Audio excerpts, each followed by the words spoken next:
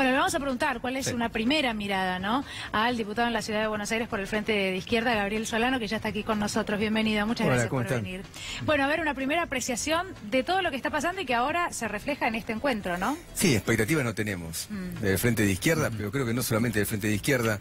Leía hoy una información, una encuesta que hicieron, que 2 de cada 3 votantes de Cambiemos, no del Frente de Izquierda, les parecía mal la decisión de ir al FMI. Imagínate vos que si los votantes de Cambiemos, el 66% está en contra, lo que ocurre en general en la población. Y creo que con mucha certeza la población rechaza esto. Tenemos una experiencia muy negativa en Argentina del Fondo Monetario Internacional, y en este caso particular, creo que hay un gobierno que aparece despistado, totalmente despistado. Recién hablamos fuera de cámara que hace poquito estuvo Rajoy en Argentina. Y todo el gran anuncio de Rajoy había sido que ponían en marcha con empresas españolas este programa de participación pública-privada para obra pública. Y se iba a dinamizar la economía con eso. Ayer los técnicos del FMI le bajaron el pulgar. Dijeron que eso es deuda encubierta, más gasto público y no va a haber participación pública-privada. Bueno, además la experiencia que ha tenido en España, la verdad es que ha sido muy negativa. Muy negativa, absolutamente. Pero tampoco hay obra pública del Estado, porque el anuncio que había realizado previamente el gobierno es que se iba a reducir en 30.000 millones de pesos la industria de la construcción de Argentina. Sí. Entonces, uno tiene que pensar ya con mucha fuerza que entramos en una etapa muy recesiva de la economía argentina. El consumo está cayendo fuertemente y el consumo cae como consecuencia de que el salario pierde capacidad adquisitiva, con paritaria del 15%, y una inflación que ya nadie sabe cuál es el techo. El piso creo que hoy es 25%, el techo dependerá, acá ustedes tocaban recién con mucha corrección, que incluso hasta el precio de los combustibles, que se congeló por 2 meses, con 2 meses, y después dijeron que empieza a partir de julio. Se reparte, en realidad nunca se pierde lo que es la diferencia que seguramente se va a registrar, digamos. Se va a recuperar. Sí, se termina aplicando dentro de 2 meses. Entre julio y diciembre, sí, en aumentos mensuales. Claro, exactamente. Pero como vos bien decías recién, la suba de la nafta se internacionalizó, depende del precio internacional, y con estos conflictos de Medio Oriente van a aumentar. Y todas las tarifas se fueron dolarizando en Argentina, todas. Tenemos dolarizado el gas, la electricidad, las naftas, y lo único, los alimentos, que es lo más preocupante, porque los alimentos se exportan, y como Argentina tiene dolarizados los alimentos, también crecen. Lo único especificado que es el salario y las jubilaciones. Entonces, este esquema que se armó es un esquema que realmente uno tiene que estar muy preocupado, porque es un gobierno despistado, manejando una situación muy difícil, y la crisis que podemos tener en puerta es muy grande. El martes que viene nadie sabe qué va a pasar. Y me refiero al martes que viene porque ya tiene ahora el D15, sí, digamos. Sí, la colocación de las letras del Banco Central. Lógico, son 660.000 millones de pesos. Son 30.000 millones de dólares. El 60% de las reservas argentinas.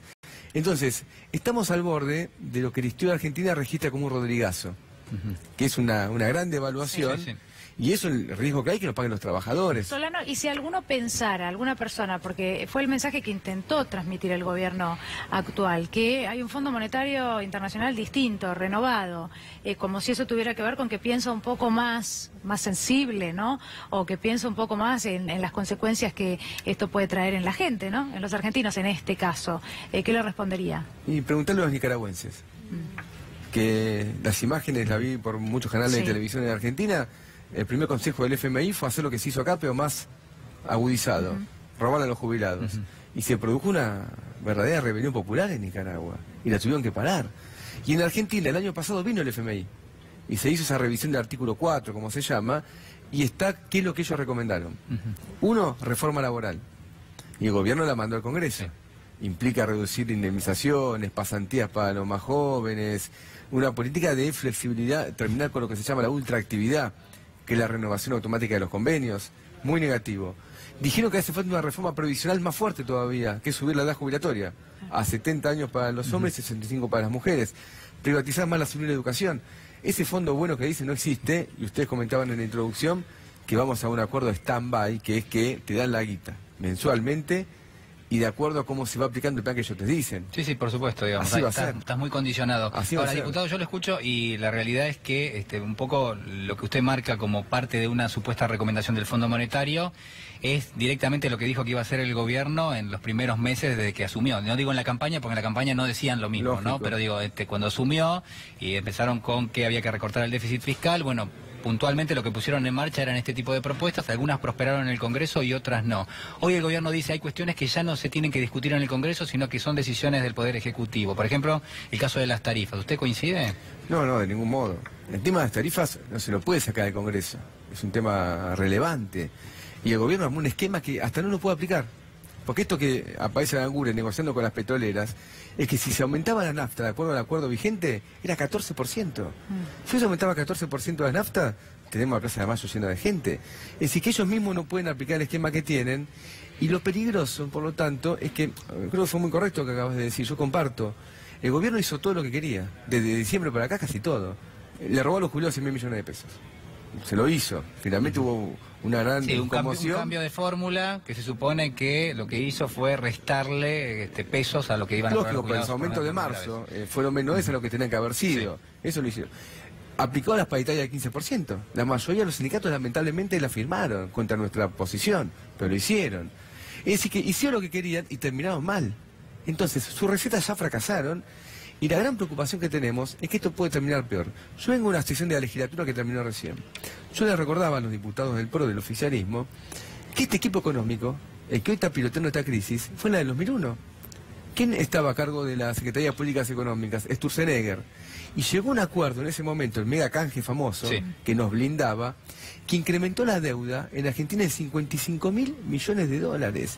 Por eso estuvo procesado hasta el año pasado Sturzenegger, y sin embargo Macri lo premió poniéndolo en la presidencia del Banco Central. ¿Y para qué lo puso? Para hacer lo que hizo en el 2001. Este acuerdo va a servir para financiar la fuga de capitales, y una vez que la fuga de capitales terminó, el país va a la quiebra. Entonces, el Frente de Izquierda lo tiene que decir claramente, no para dar un mensaje pesimista, sino porque tenemos que alertar esto y tomar medidas de otro tipo.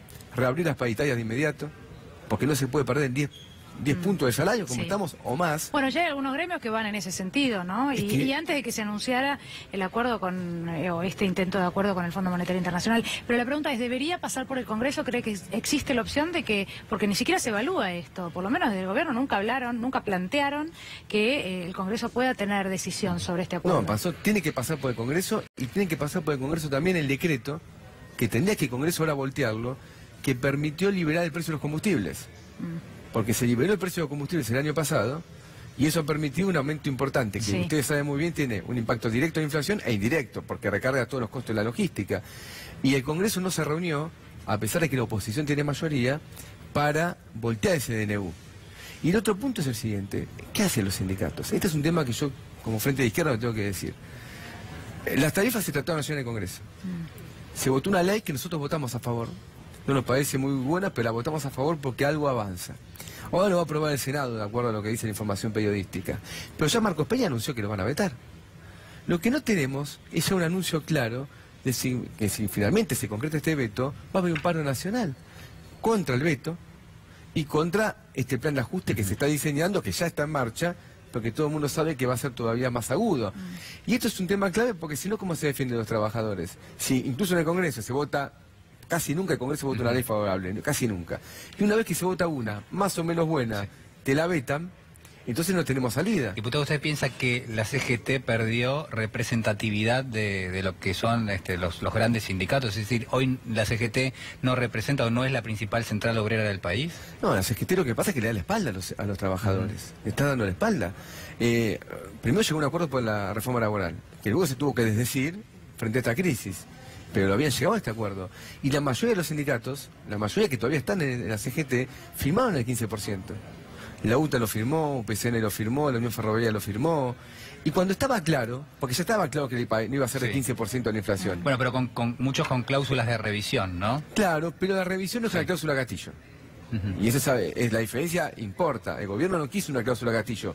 Y nosotros, yo lo dije varias veces en este canal, teníamos una sospecha muy seria, que era el siguiente. Se cerraba la paritaria y después venía la devaluación. Así fue el mecanismo famoso de Rodríguez en el 75. Entonces, ¿qué pasa? Vos quedaste enganchado en el 15 y luego la inflación se va al 25, al 30, ¿y cómo recuperás eso? Las cláusulas de revisión que son para septiembre tendrían que anticiparse, porque hasta septiembre falta mucho.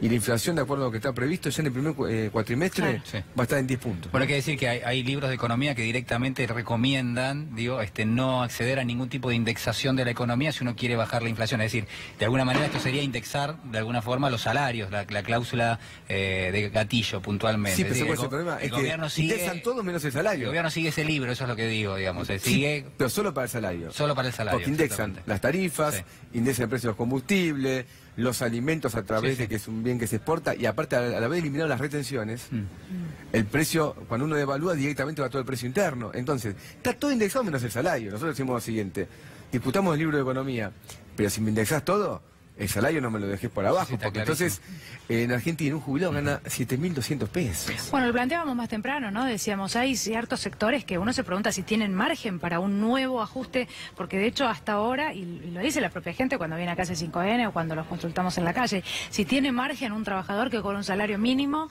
para pagar tarifas y además que le ajusten más todavía ahora ese salario. Ahora, el gobierno parece no hacer autocrítica en esto, sino lo que dicen o el mensaje que se baja desde el gobierno tiene que ver con que hay una oposición, y ayer fue un día en donde esto se dijo mucho, una oposición poco responsable.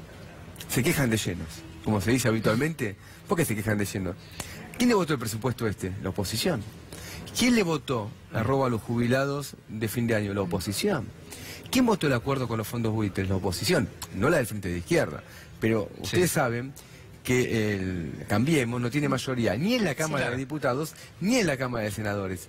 Todas las leyes que se aprobaron fueron porque la oposición levantó la mano. Bueno, para hacer un gobierno sin mayoría en ninguna de las cámaras, la verdad que prácticamente el grueso de... Yo lo vi a Massa, andamos con Macri.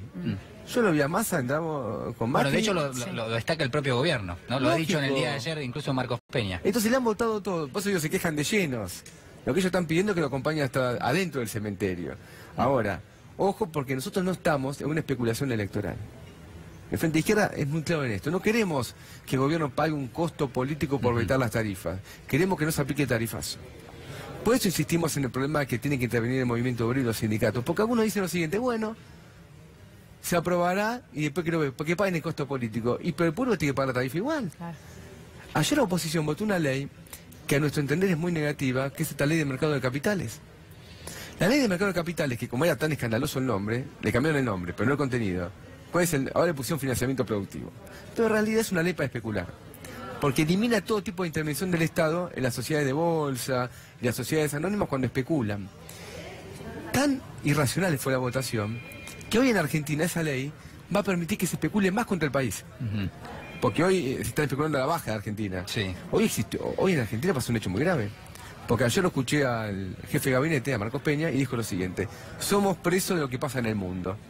Bueno, hoy en el mundo se revaluaron todas las monedas contra el dólar, menos una. ¿Saben cuál fue? El peso argentino. Y hoy el Banco Central volvió a intervenir y volvió a subir el dólar.